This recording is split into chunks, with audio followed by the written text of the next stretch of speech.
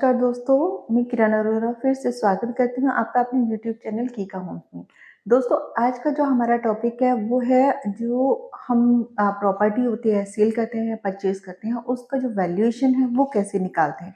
आज हम लोग उस पे चर्चा करने वाले हैं। उसके बारे में कुछ पॉइंट्स मैं आपको बताने वाली हूँ कि आपको अपनी प्रॉपर्टी का वैल्यूएशन किस तरह से निकालना चाहिए।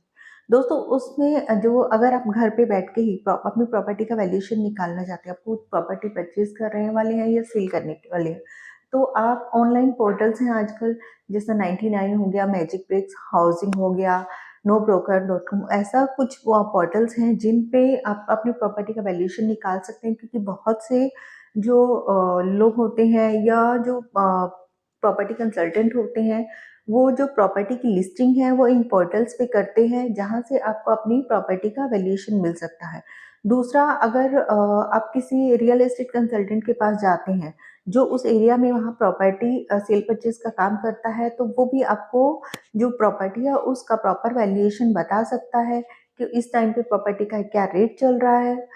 ये 2 पोर्टल तो ये 2 बातें तो हैं ही जहाँ से आप प्रॉपर्टी का वैल्यूएशन निकाल सकते हैं। इसके अलावा कुछ और एक पॉइंट्स भी हैं, जहाँ से आप अपनी जो प्रॉपर्टी अगर आप परचेज़ करने वाले हैं, तो उसका प्रॉपर आपको अच्छा-सा वैल्यूएशन, अच्छे से उसकी जो प्राइसिंग है, वो पता लग जाए, उसके बारे में आज चर्चा करेंगे। वहाँ की जो डीएलसी रेट या जो सर्कल रेट चल रहा है, वहाँ से भी आप प्रॉपर्टी का जो वैल्यूएशन है, वो लगा सकते हैं।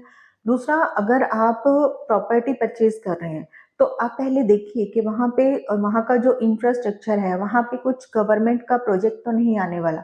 क्योंकि अगर इन फ्यूचर वहाँ पे कुछ प्रपोज्ड है, गवर्नमेंट का प्रोजेक्ट आने वाला है, तो बट ऑब्वियस जो प्राइसिंग है वो बढ़ने वाला है। और अगर आप प्रॉपर्टी परचेज करने कर सोच रहे हैं, तो उस जो लोकेशन है, उस लोकेशन पे आप प्रॉपर्टी परचेज कर सकते हैं, उसमें आपको अच्छा खासा एप्रिसिएशन मिल जाएगा। और दूसरा, दूसरी चीज़ जो मैटर करती है वो है वहाँ पे जो बनने वाली रोड्स हैं। अब अभी आपने क्या होता है, कभी हम 30 मीटर रोड है, 30 मीटर रोड पे जो प्रॉपर्टी का वैल्यूएशन होता है, वही प्रॉपर्टी उतना ही एरिया अगर आप रोड पे या 80 फीट रोड पे देखते हैं, तो प्राइसिंग ऑलमोस्ट डबल होता है।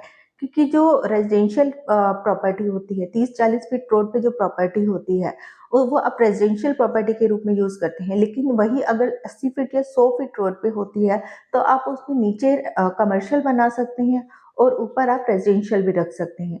तो उसका जो प्रॉपर्टी का वैल्यूएशन होता है, रोड के जो साइजेस होते हैं उस पे भी डिपेंड करता है।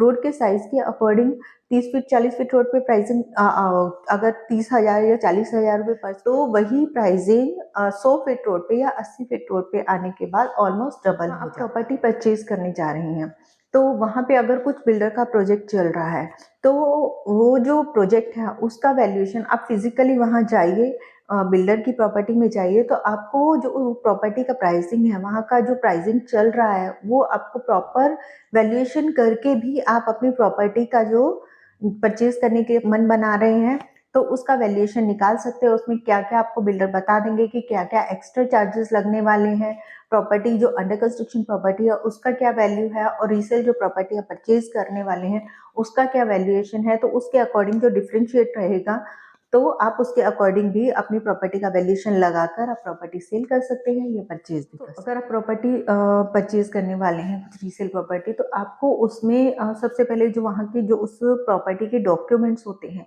वो डॉक्यूमेंट चेक कर लेने चाहिए कि सब डॉक्यूमेंट क्लियर तो हैं।